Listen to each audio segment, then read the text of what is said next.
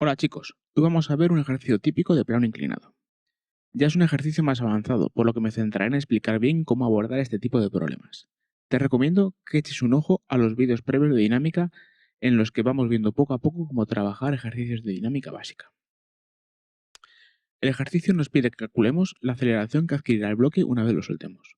Como siempre, empezamos analizando el problema de dinámica en tres pasos. Primero, definimos las fuerzas que actúan sobre nuestro cuerpo, en este caso peso del cuerpo, fuerza de reacción normal a la superficie y fuerza de rozamiento a la superficie.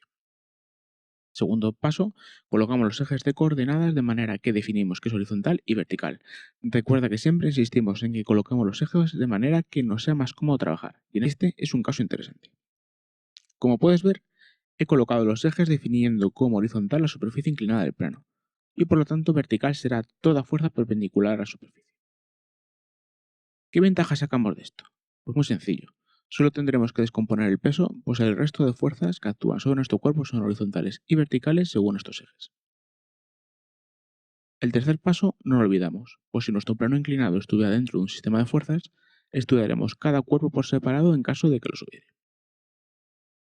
Según los ejes elegidos, estudiamos las fuerzas horizontales y verticales del cuerpo, de manera que solo hay que descomponer en componentes horizontales y verticales el peso del mismo. Aquí está la importancia de colocar bien los ejes, pues recuerda que solo estamos definiendo qué es vertical y horizontal en nuestro ejercicio. Para descomponer trigonométricamente el peso de nuestro cuerpo, tenemos que apoyarnos en la trigonometría. Solo sabemos que el ángulo de inclinación de la superficie es de 30 grados sobre la horizontal, por lo que vamos a triangular hasta llegar al ángulo que forma nuestro peso con la perpendicular a la superficie.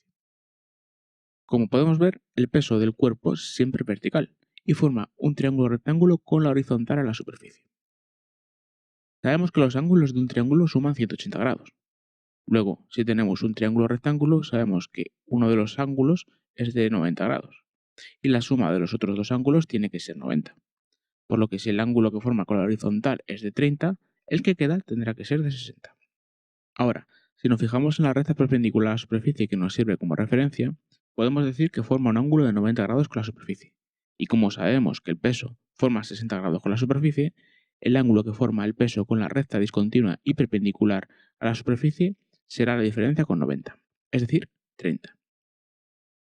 Vamos a estudiar en detalle las fuerzas que actúan sobre nuestro cuerpo aplicando la segunda ley de Newton, que nos dice que la suma de todas las fuerzas horizontales será igual al producto de la masa del objeto por la componente horizontal de la aceleración. Consideramos positiva la fuerza de rozamiento con la superficie e incluimos al sumatorio la componente horizontal del peso, Px, que será negativa al tener sentido contrario al eje x.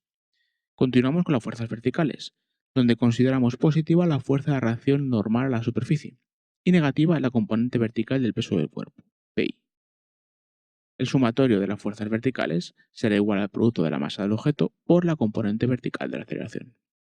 Necesitamos descomponer trigonométricamente el peso del cuerpo según los ejes elegidos. Y cuidado, pues las relaciones trigonométricas nos proporcionan un resultado algo distinto al habitual.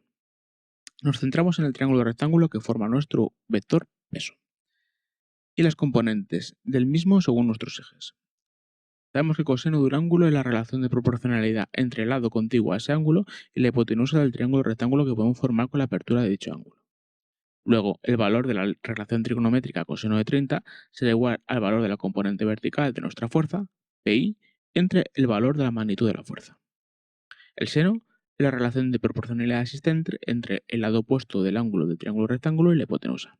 Luego, la relación trigonométrica seno de 30 será igual al valor de la componente horizontal de nuestra fuerza, Px, entre el valor de la magnitud de nuestra fuerza. Despejamos el valor de las componentes vectoriales del peso, dejando expresado su valor en función de la relación trigonométrica que le corresponda.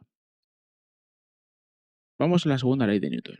Y antes de sustituir las expresiones obtenidas, recuerda que según los ejes dispuestos, nuestro objeto al moverse se encuentra en equilibrio vertical, pues al desplazarse, todo su movimiento seguirá la dirección del eje X.